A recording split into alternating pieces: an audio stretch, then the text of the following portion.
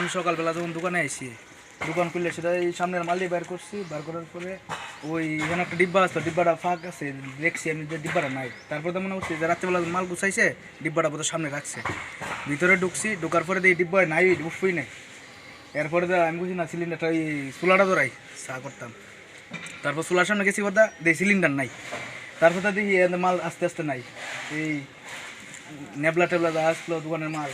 তারপরে দিয়েছিল ওই লাইটারের বক্স রেডি। তারপরে দিয়েছিল আমার ক্যাশ পুরা খালি করলেছে, এটার মধ্যে কিছু বাংতির টাকা টুকু আসছিল, বাংতি টাকা 400-500 টাকা।